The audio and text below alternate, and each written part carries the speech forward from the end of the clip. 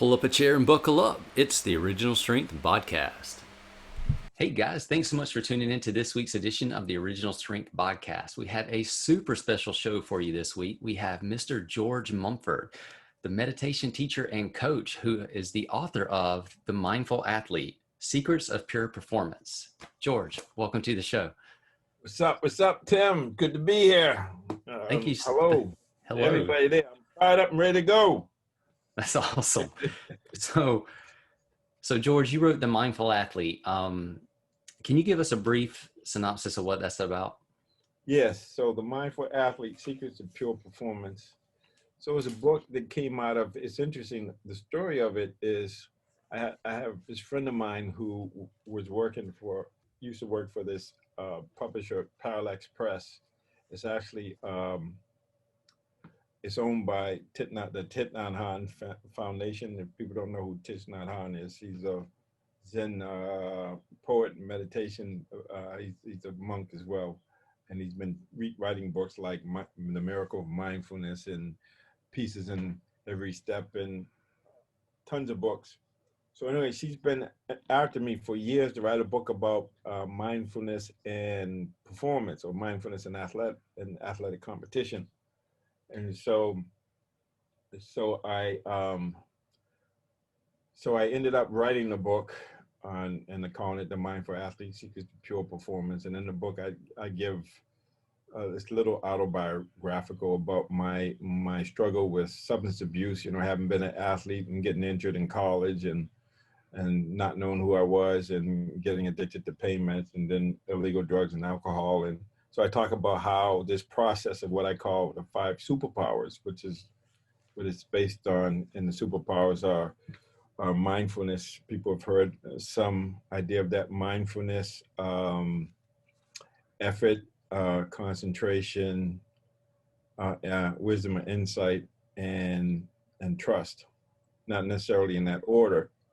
But the interesting thing is, so I wanted to write a book that shared my experience, strength, and hope about this thing called life and performing, having pure performance as, you know, work, love, and play, but also it reflects my work with the elite athletes, you know, mostly Phil Jackson's teams over the last 2 decades, including Michael Jordan, Kobe Bryant, Shaquille O'Neal, and I could name multiple others, big shot Rob Ory, a bunch of different people, Steve Kerr, ton of people. And I've also worked over in England with the premier soccer players. I worked with NFL teams. I worked for people from Yale to jail, locker rooms and boardrooms.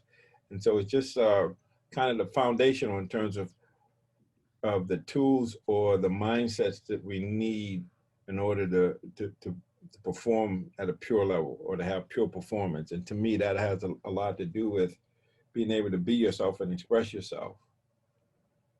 So I've read The Mindful Athlete 3 times. And you talk about where you went from, like, you were addicted to drugs and you had a friend who invited you to an AA meeting. Right.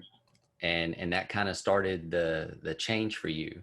Right. And you talked briefly about how it was like the struggle of maybe like you had to, like, even getting on your knees in a bathroom stall one day when you were just hurting so bad. Right. But it's real easy to see those 2 or 3 sentences and think that you still did it just like that. How hard or challenging was it to really become you, to find yourself, to become mindful, to overcome the struggles and the addictions and everything else? So I'll share with you. So one of my roommates at UMass in college was Julius Erving, Dr. J. Yes. And I remember just the whole phenomenon of him coming out of New York City and going to school at UMass Amherst and basically putting him on the map. And he was being interviewed, and I believe it was after he left UMass, and he might have been playing in the ABA before he went to the NBA. And he was asked, what does it feel like to be an overnight success? And Julius is extremely, I mean, he's one of the nicest people you ever meet, but he's extremely intelligent and sharp, personable. And he said, it took my whole life to become an overnight success. Oh, wow. So to answer your question, it's taken my whole life to become, and I am a mindful athlete, or the mindful athlete, if you want to say it that way. And so it's, and in the book I talk about it, it's through struggle that we find who we are. Joseph Campbell said, our life, where our pain is where our life is. And so having to make peace with the fact that I had chronic pain and I was self-medicating, and I didn't discover that until I got clean and sober, and I recognized that I had chronic pain, migraine headaches, back aches, as well as emotional pain. And I had to figure out how to deal with it, how to manage it. Taking a couple of stress management courses and other things, but what it really came down to is for me to become a learner or have the growth mindset, and to really understand that, in my addictions, especially my addictions, there was no space between stimulus and response. You just acted based on your addictions or your conditioning or wanting to alleviate or release tension. And so I had to learn that, through this process of being mindful and understanding the basic essentials about who I am as a person and what domain I'm working in, just understanding that. So I had to be more reflexive and more thoughtful about what I was doing and what I was getting, so that I started to make the connection between effort and the results. And I started to make the connection between effort and meaning. And so it was really more about me just really be still and know, just understand, okay, I am responsible. And how do I self-regulate? How do I generate thoughts, feelings, and behaviors that are going to be in alignment with my values, who I say I want to be and where I say I want to go? And so without this ability to see clearly and to understand, not just see what's happening, but also understand how things work, how I work, how the universe works, and just aligning myself with these principles that are in alignment with what it means to be fully present and to be participating in my life, to really understand that I get to choose who I am being from moment to moment. It doesn't matter where I am. Viktor Frankl said, even in concentration camp, you don't have liberty in terms of being able to go where you want to go and eat and go to the bathroom or work when you want to, but you get to choose your reaction and your response to that. And he says it's even more critical when an unavoidable suffering, that we choose an attitude, or we relate to it in a way that it creates meaning, and we find ourselves in that suffering by just our human dignity, our saying, yes, this is how I'm going to die. Yes, this is how I'm going to live. And these are the qualities of mind that I have to develop, cultivate, allow to have a residence in my mind that will allow me to be able to do things that I could not do on my own. And so for me, it was really understanding that not only just abstain from using substances, but also the quality of life I was going to have, that it had everything to do with how I manage my body, my mind, my heart, and my soul. Back in those days, we used to talk about physical, mental, and spiritual, and then I added in the emotional, because that covers the heart, the emotions, and relationships. And just understanding, okay, I'm responsible, what's possible for me, and just realizing that in my pain, my chronic pain, that because my butt was on fire and I didn't have any choice, I had a choice, but I made the choice to live. I made the choice to take the responsibility of understanding how I needed to live, how I needed to relate to my migraines, how I needed to relate to my chronic back issues, or the muscle tension, or the emotional distress, is that I had the freedom and power to choose if I could create space between stimulus and response, and I needed to access the power. So I call the five superpowers. I talked about mindfulness, right effort, concentration or focus, faith and insight or wisdom. That those five superpowers is like my personal power plant. So that if I can cultivate those, and mindfulness helps me to cultivate effort or diligence, focus, trust, and insight. It helps me to develop them, but it also helps me to balance them so that if I'm trying too hard and I don't have enough poise or steadiness of mind or focus, then it becomes hyper. And if I don't have enough effort and have too much concentration, then it becomes like, sluggishness or just dullness of mind. So I have to understand how to balance diligence or effort with concentration, and mindfulness helps to develop them individually as well as collectively.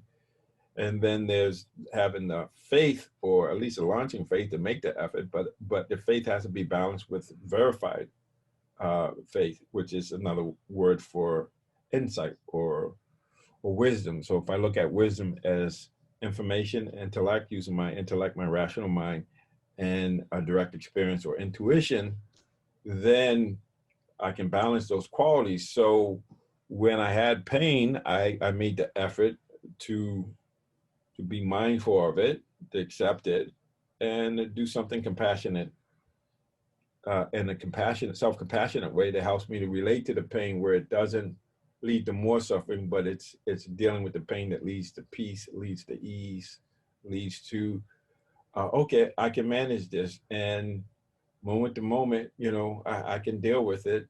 And I got to a point where instead of saying I'm in pain all day, I could say, I had these pockets of painlessness, or I had these Ah, pockets of joy, so that the mind wasn't coloring my whole experience for the whole day.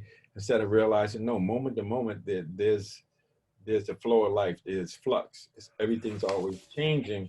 And so it's relating to the pain in a way where I'm present for it, I'm allowing for it, but then I can allow it to ebb and flow, and actually understand that even though I have pain, I can have peace in the middle of that pain by just allowing it to be and not identifying with it. So I got to the point where, because of those qualities of mine, I could notice that when the migraine was coming on, it was kind of a barometer saying you're trying too hard or you're doing too much, and you need to relax, ease, let things go, just step back and just breathe and just focus on developing some relaxation, some ease, some compassion for myself, and some peace. And so just changing my trying too hard and bringing the poise into it, and then being balanced so that I get to a point where slow motion gets me there quicker.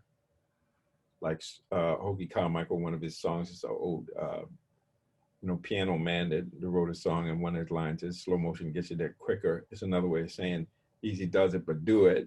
I'm learning and recovery. It's the old tortoise and hare.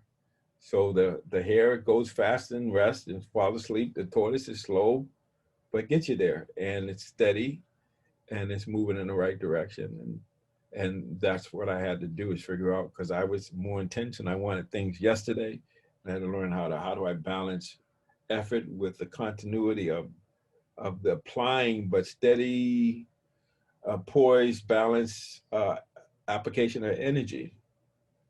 Just understand, just baby steps, just one step, just in increments, and then having the poise or the ease or the concentration of mind, where I don't forget the moment, and just being fully in the moment, and remembering what I'm doing in the moment.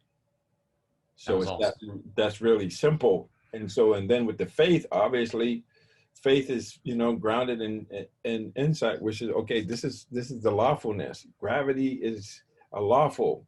It's a principle that's timeless, universal, and self-evident. If I jump up, I got to come down. I don't have to believe in that. It's just the way it is. And so how do I relate to life, how the universe is, seeing the universe is friendly? That's where the trust comes in, seeing it's a lawful and a friendly universe, that it depends on my mind and the effort and energy I bring to something.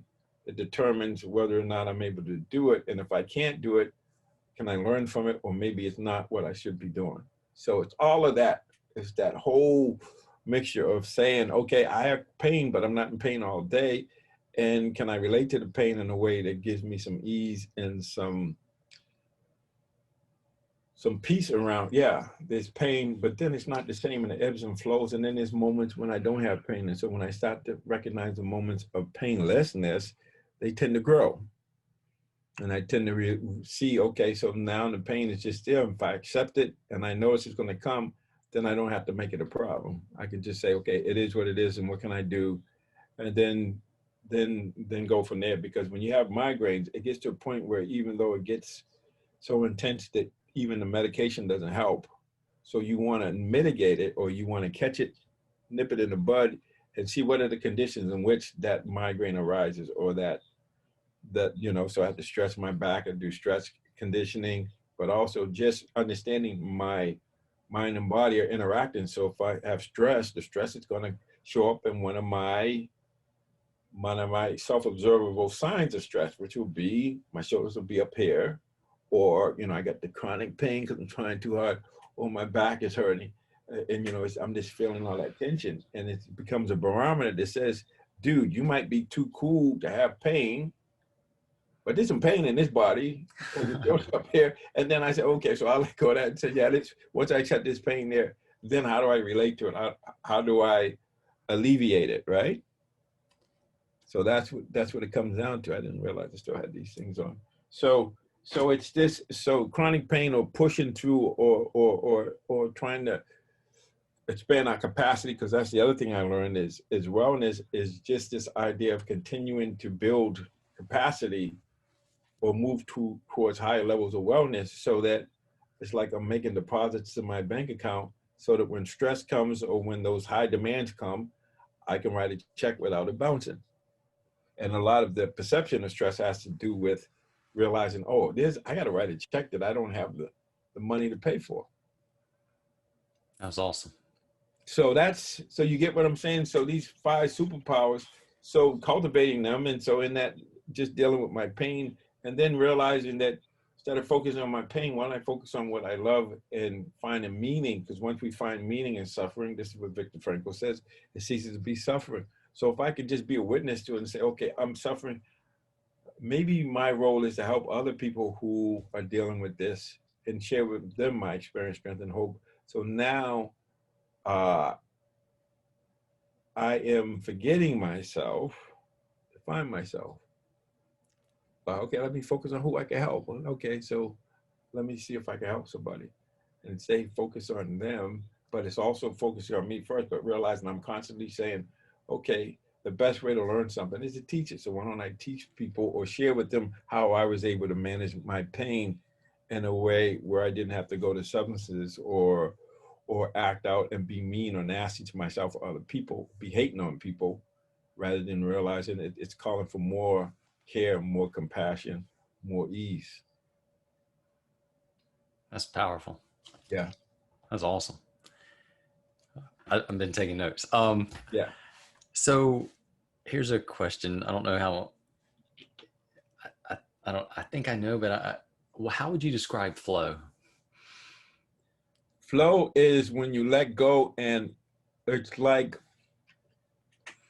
the river's running downstream, the current's moving downstream. And when you're in flow, it's like you're in the current, and it's just carrying you downstream. Or if I use a metaphor of like, say, if you're driving on a long stretch of road, let's say it's you're in New York, or you're on Fifth Avenue, and it's like you're going down the street, there's no traffic, and you're catching every green light. You don't even have to stop, you just flow, and it just keeps going. So that's how I would describe flow. It's like you're just flowing, it's effortless. There's a lack of self-consciousness, and time is altered. So time just flies. It's like you're just in the moment, and you're in the moment, this moment, the next moment, and you just stay in the moment. And if you really think about it, in this moment right now, there's nothing wrong. So it's not just relegated to athletes in their No, zone. I have flow experiences all the time. I had my first flow experience as a non-athlete. So it's really more about understanding the conditions, which is you have to have clarity about what you're doing, the goals have to be important. And then it's about monitoring, so we're getting immediate feedback, and then that immediate feedback we're making adjustments, and then we keep making adjustments till we just get into flow, or we're just being like water and we're just being carried by it, but we're out of the way. We're not figuring out what to do next or whatever. It's just because we did the mental preparation and we train the body so that once we get into the activity, we just get out of the way and let the body do what it does. And it's sort of like this, just being. So it's more about being than doing, but the being creates the doing, which creates the having. So what do I mean by that? Just being present, being clear about what it is you're doing, what you're getting, and being willing within a hair's breadth to make the subtle adjustment, just go with what you're doing. So if you think about,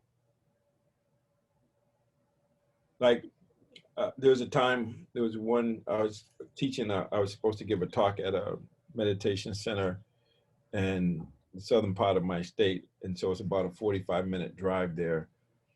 And there's a lot of traffic. And I know it's going to be tight. And so I'm in a line, so I could just be upset and then try to zigzag and try to go and then get mad at people because the person in front of me is going too slow or whatever.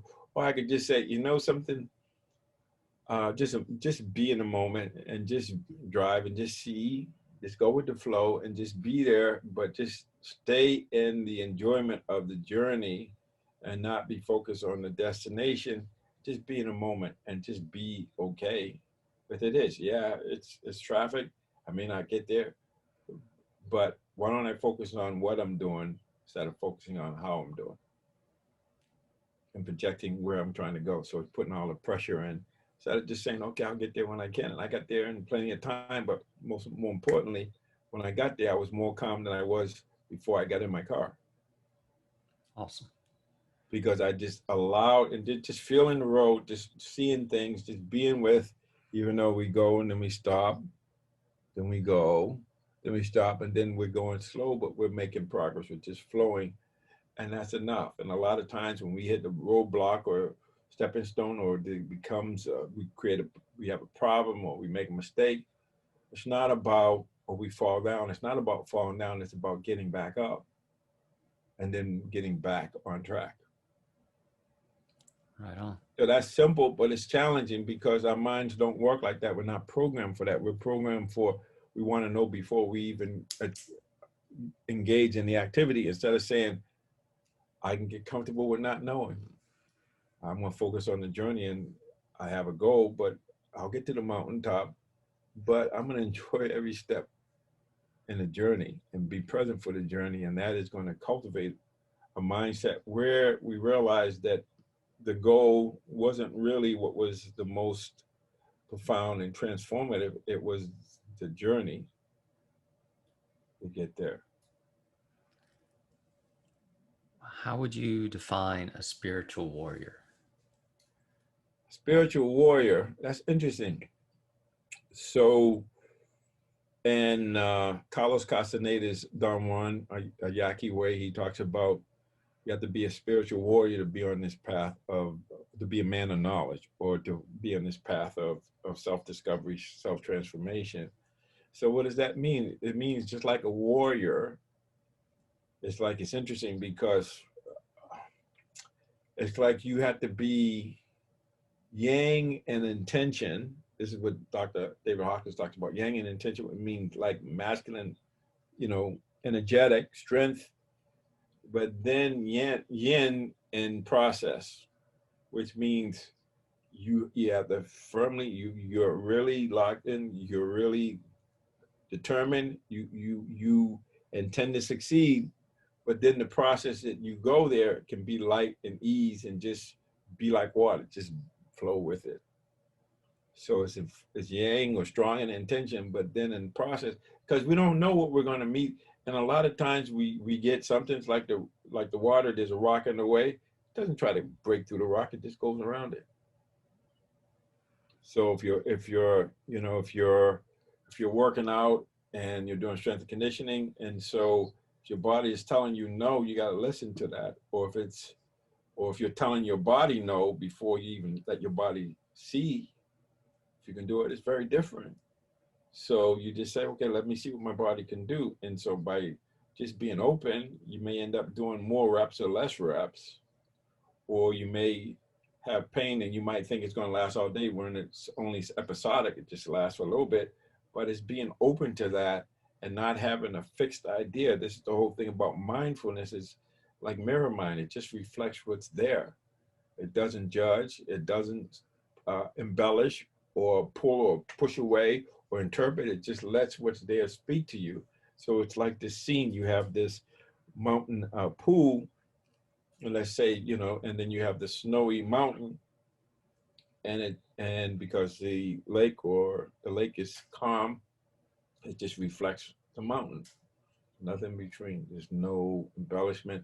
There's no ripples. There's no what do you call it, mildew or the green stuff. It just reflects what's there. It's not personal.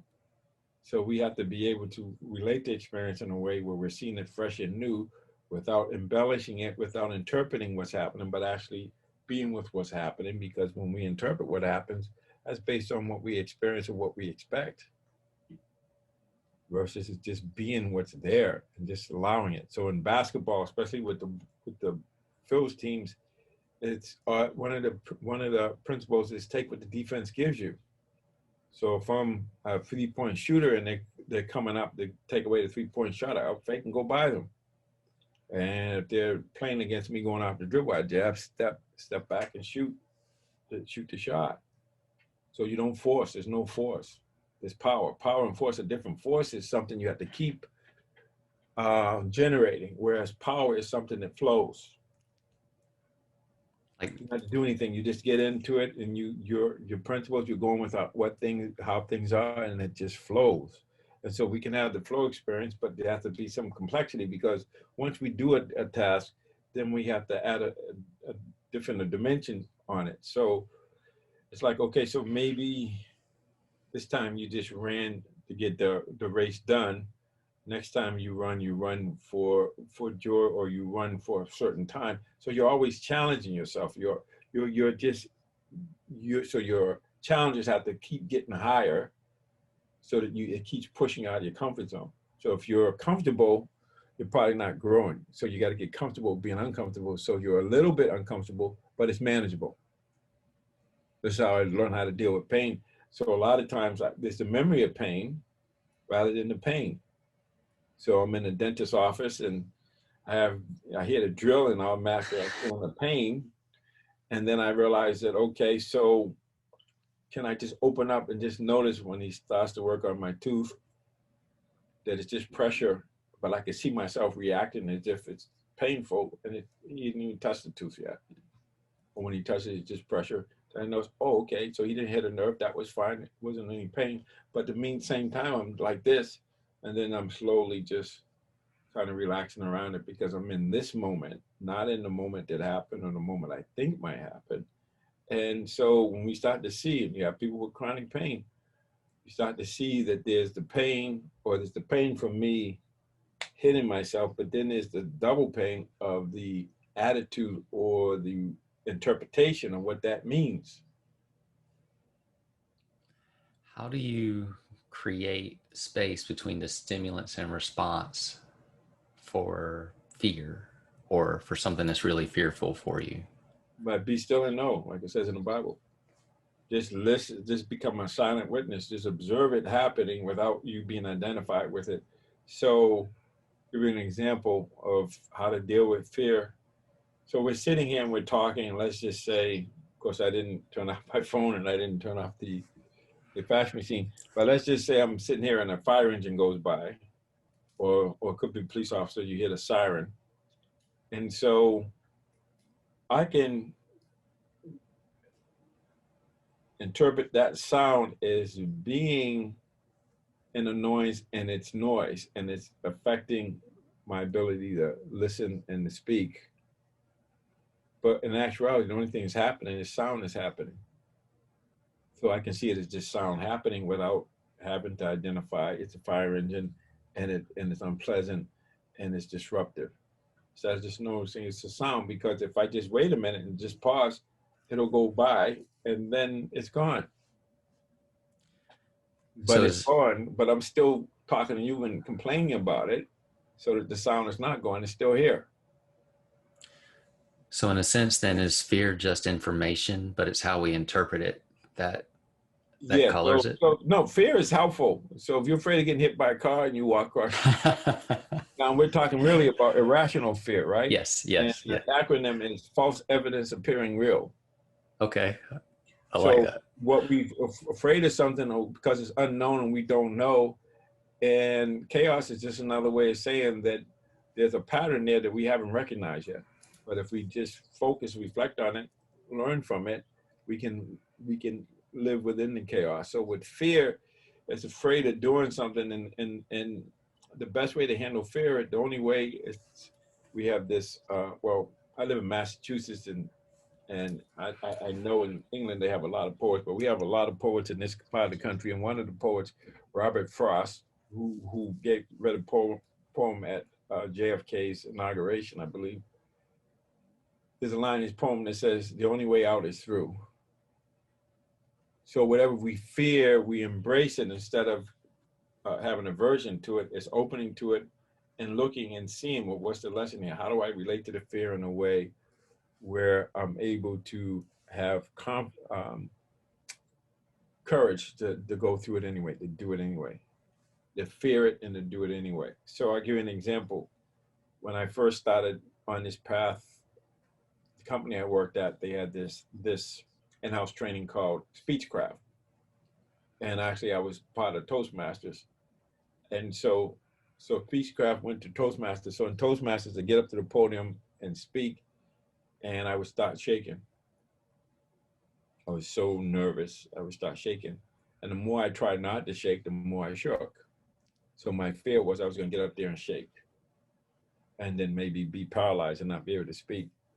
So the more I fought it, the more I resisted the shaking, the worse it got. So once I opened to the shaking and said to myself, I'm going to be the best shaker there ever was. I'm going to be a shaking fool. I stopped shaking. That's what Viktor Frankl calls paradoxical intention. So you know what you're trying to hide from, you just say yes to it and embrace it. And there's a whole theory of what they call exposure therapy. So people who are afraid of spiders or whatever, you just give them a little more, you make them uncomfortable, but doable. And so they just get more and more exposure to it until it doesn't become a fear. And that's probably what happened with my speaking, is that I spoke so much and speak so much that each time I got up there to speak, it was a little less fear. Then one day I'm up there and I realized that even if this fear of, anticipation, or like when you're starting a game or a big event, there's a little anxiety, whatever, but that's part of the excitement, and you embrace it, and then you just do what you do. And so what happens is the more you do something, then you become familiar with it. So in my book, I talk about getting comfortable with being uncomfortable. That's what that is. Right on. But once you accept that you're uncomfortable and it's okay, you're not going to die, then it becomes manageable more and more. Everyone, if you're listening, this is why I've read his book 3 times. It is just full of, I don't know, it's like golden wisdom. Yeah. So can I share something with you? Absolutely. I read my book 42 times. Okay, okay. So and when we start a week from Thursday, when we start the Mindful Athlete online course, where we'll have 6 weeks of study group. For 6 weeks, every Thursday, I think it is, I'll get on and we'll have an hour where we'll have Q&A, and I'll give it some kind of teaching, but we'll have a sequence, a process of going through all 5 superpowers, and people will be able to practice, and everybody will be doing it as a collective, as a group, individual and group thing. And so to prepare for that, I will once again read each one of those chapters.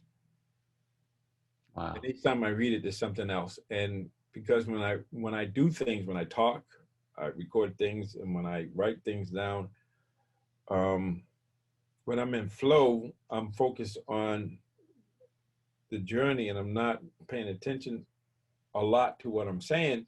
So afterwards, I go through it and say, "Oh, this is pretty good. Where'd that come from?" I I totally I can relate. You know what I'm saying? I've written a couple of books and then I'll read them. I'm like, I don't even remember writing this stuff. Because you're in flow. You're in the moment, and when you're in the moment, if you're paying attention. Now, sometimes our memory is good, depending on the quality of mindfulness, and we can recall things. But if we're recalling it while we're doing it, we're not in the next moment because we're still in that past moment because we're reflecting on it and thinking about it rather than being in the next moment and letting the moments unfold in a way where we're just being carried downstream. That's awesome. And so that's the challenge, but it's challenging to do because if you try to get in flow, you won't. So the best way to get in the flow is not to get in the flow, or to see the five superpowers is making you flow ready. Flow ready. Yes. So the Mindful Athlete course will help people become flow ready. Will help them with a lot of things. Now, the interesting thing, yeah, it can help you be flow ready. And I would suggest you do it, but you're doing it to learn. And there might be something, there might be a performance target you have, like say maybe work, love, and play. Maybe work is the issue, or maybe because we're not working, that's the issue. So we have to understand, how do I relate that in a way where it doesn't affect who I am being in love and play, so that I realize, okay, I'm not working now, so, and I'm working from home and I'm not interacting. How do I focus? How do I use my time? Or what qualities can I develop in this time that I wouldn't be able to develop if I was out there doing things that's going to help, going to enhance when I get back to work, when I get back to playing. If I'm injured, I'm going to hit the ground running, and I'm going to be better than I was before, because I'm doing the mental preparation and understanding and getting clarity about who I am, what I want to do, and who I am being.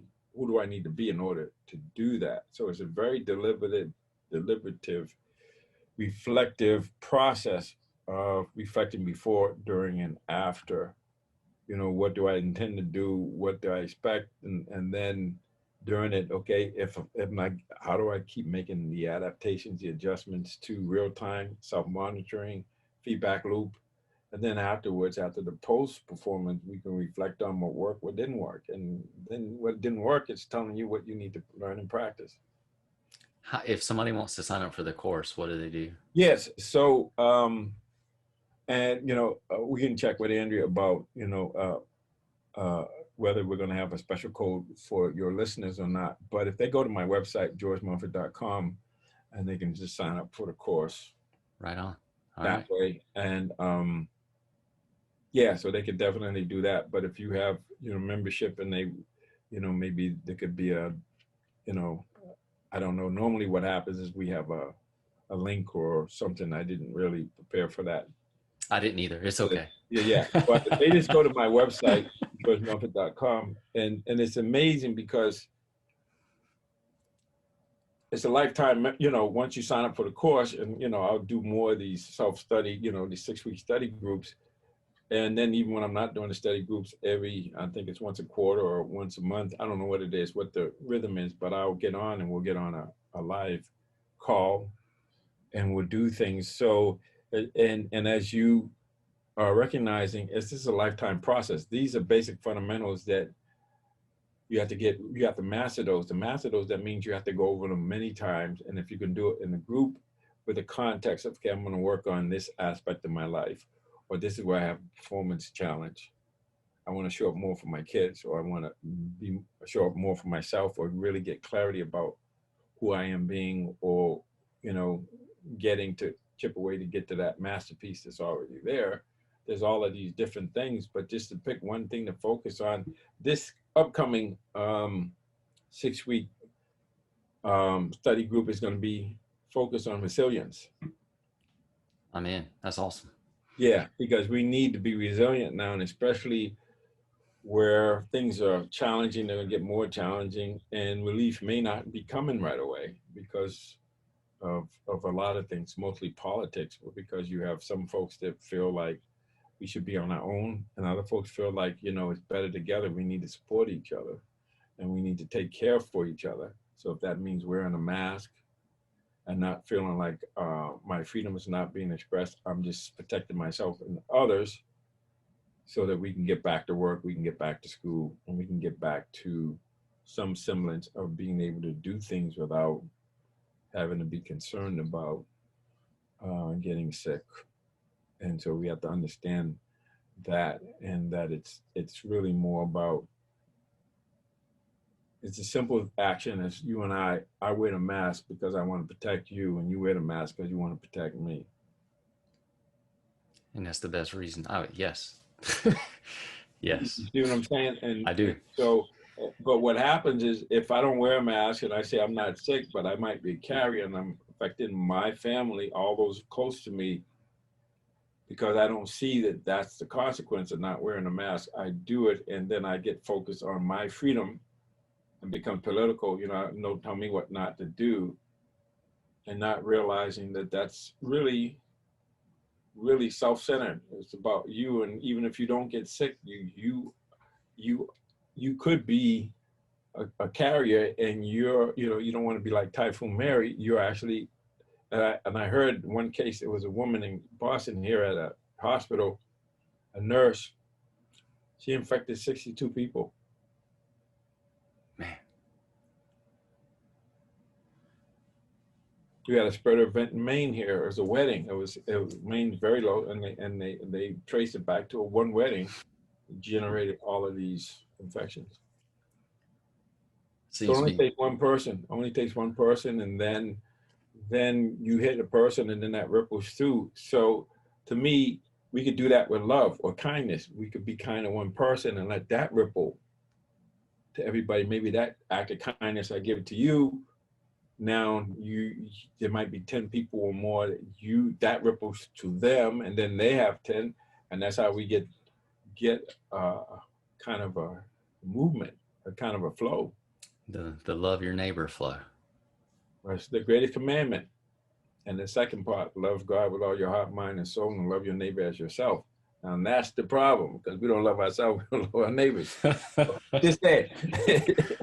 But once we get to that point, then we don't have to argue about whether to wear a mask or wash our hands and stuff like that, because it's obvious, and it's frustrating, because it's like it's analogous to sometimes, not so much now. I get off the airplane and I go out to wait for my ride, and people out there smoking, and they feel like they have the right to smoke, but we know now that the secondhand smoke is more damaging to the people that are getting the secondhand smoke than the smoker.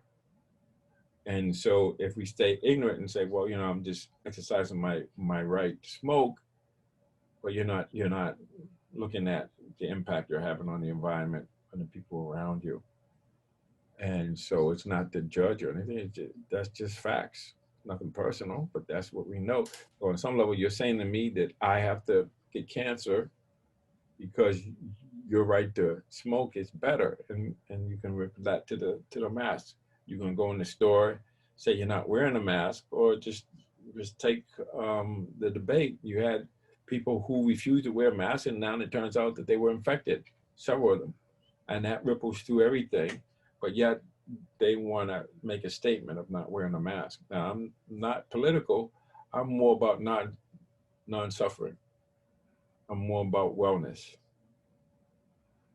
And so we have to do things, and that can come with attitudes, that can come with how we greet people. If we look at them like a thing, or if we greet them as a human being, even under the mask, we can smile or just be kind. Thank you. Excuse me, that sort of thing. I find I have to smile bigger so that they know I'm smiling now. But yeah, but they can still feel it. You can still transfer it, right? Yeah, you can feel it. But you smiling at me has a huge impact on your immune system, positive, and your whole body chemistry changes. Just a smile. Yep. The tone changes everything. It even makes you move better. Yeah, I think they said, exactly. I think they said it takes 13 muscles to smile and 72 to frown. So you work it out.